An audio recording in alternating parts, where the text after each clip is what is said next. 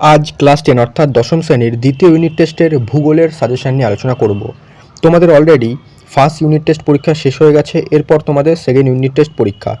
তো সেই second unit test পরীক্ষার আজকে ভূগোলের যে সমস্ত প্রশ্নগুলি গুরুত্বপূর্ণ সেকেন্ড ইউনিট টেস্ট পরীক্ষার জন্য সেগুলি নিয়ে আলোচনা করব।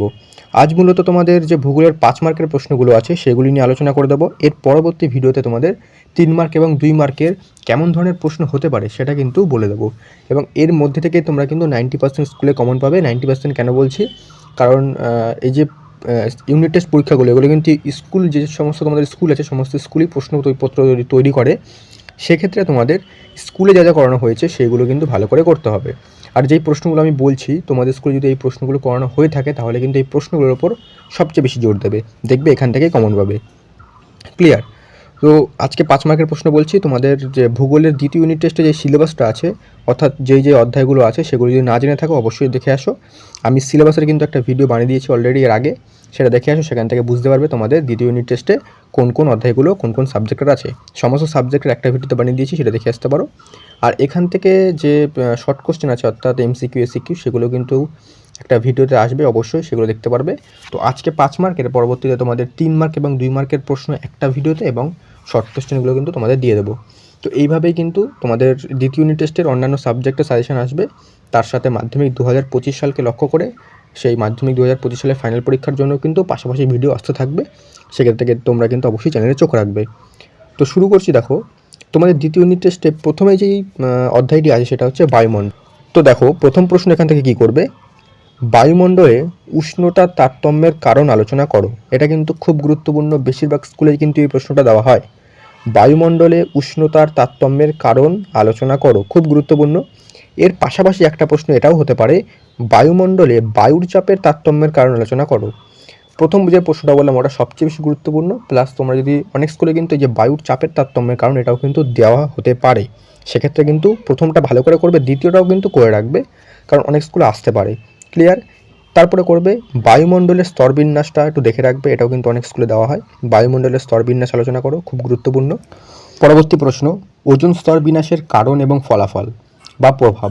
ওজোন স্তর বিন্যাসের কারণটাও খুব গুরুত্বপূর্ণ, সাথে সাথে প্রভাব বা ফলাফলটাও কিন্তু সমানভাবেই গুরুত্বপূর্ণ।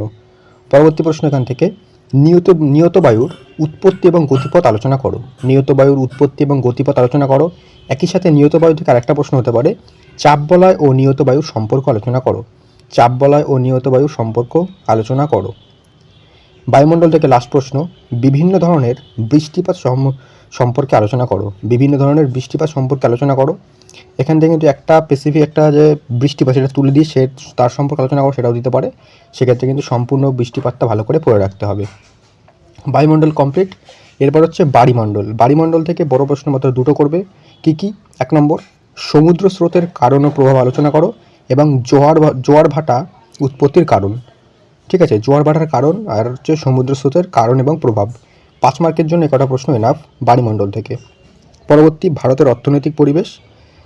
ফার্স্ট সেমিটিভ বা ফার্স্ট ইউনিট টেস্টে তোমাদের ভারতের প্রাকৃতিক পরিবেশ ছিল, এবার হচ্ছে ভারতের অর্থনৈতিক পরিবেশ। এখান থেকে প্রথম যেটা করবে, প্রথম যে প্রশ্নটা বলবো কম্বাইন্ড প্রশ্ন, এখান থেকে একটা না একটা গ্যারান্টি সমস্ত স্কুলেই দেবে। দেখো, ভারতে ধান, গম, চা, কফি, মিলেট, কার্পাস, ইক্ষু চাষের অনুকূল পরিবেশ সম্পর্কে আলোচনা করো। এইখান থেকে কিন্তু একটা না একটা শিওর দেবে। তোমাদের স্কুলে এর মধ্যে থেকে যেটা করানো হয়েছে বা যেগুলো করানো হয়েছে সেগুলোই ভালো করে করো। ঠিক আছে, এখান থেকে একটা না একটা দেবে এবং তোমাদের স্কুলে যেগুলো করানো হয়েছে বা যেটা করানো হয়েছে সেটাই কিন্তু ভালো করে করো, দেখবে সেটাই আসবে। আর এর সমস্ত নোটস কিন্তু একে একে তোমরা পাবে। পরবর্তী প্রশ্ন এখান থেকেই একটা অ্যাসোসিয়েটেড প্রশ্ন, যেটা পাঞ্জাব এবং হরিয়ানা কৃষি সমৃদ্ধির কারণ কি? পাঞ্জাব এবং হরিয়ানায় কৃষি সমৃদ্ধির কারণ কি বা কারণ আলোচনা করো। 2 নম্বর, পূর্ব ও মধ্য ভারতে লৌহ ও ইস্পাত শিল্প কেন্দ্রীভবনের কারণ আলোচনা করো। এখান থেকে সবচেয়ে বেশি গুরুত্বপূর্ণ এই প্রশ্নটা, পূর্ব ও মধ্য ভারতে লৌহ ইস্পাত শিল্প কেন্দ্রীভবনের কারণ আলোচনা করো। মোস্ট ইম্পর্ট্যান্ট কোশ্চেন এটা। 3 নম্বর, পশ্চিম ভারতে কার্পাস বয়ন শিল্প গড়ে ওঠার কারণ আলোচনা করো। একই সাথে পেট্রোশন শিল্প গড়ে ওঠার কারণটাও দেখে রাখতে পারো। পশ্চিম ভারতে কার্পাস বয়ন শিল্পে গড়ে ওঠার কারণ আলোচনা করো। এই যে দুটো প্রশ্ন, 2 নম্বর আর 3 নম্বর, এর মধ্যে থেকে কিন্তু একটা প্রশ্ন পাবে। পরবর্তী প্রশ্ন, ভারতে অসম জনবন্টনের কারণ আলোচনা করো। খুব গুরুত্বপূর্ণ প্রশ্ন। নেক্সট, ভারতের নগর গড়ে ওঠার কারণ আলোচনা করো। খুব গুরুত্বপূর্ণ এটাও। পরবর্তী প্রশ্ন, নগরায়নের সমস্যা আলোচনা করো। এটা তোমাদের 3 মার্কও দিতে পারে, 5 মার্কও দিতে পারে।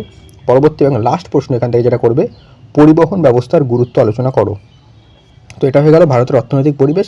এখান থেকে 5 মার্কের জন্য এই 7টা প্রশ্ন করলে এনাফ। আর তোমাদের স্কুলে এর মধ্যে থেকে কোন কোন প্রশ্নগুলো করানো হয়েছে সেটা অবশ্যই কমেন্ট করবে। আর পরবর্তীতে তোমাদের 3 মার্ক, 2 মার্ক এবং যে শর্ট কোশ্চেন অর্থাৎ এমসিকিউ, এসিকিউ সেগুলো কিন্তু আলাদাভাবে আলোচনা করা হবে। এইভাবেই কিন্তু ইতিহাস এবং বাংলা এবং অন্যান্য যে সমস্ত সাবজেক্ট আছে সমস্ত সাবজেক্টের সাজেশন কিন্তু একে একে আপলোড হবে। ক্লিয়ার?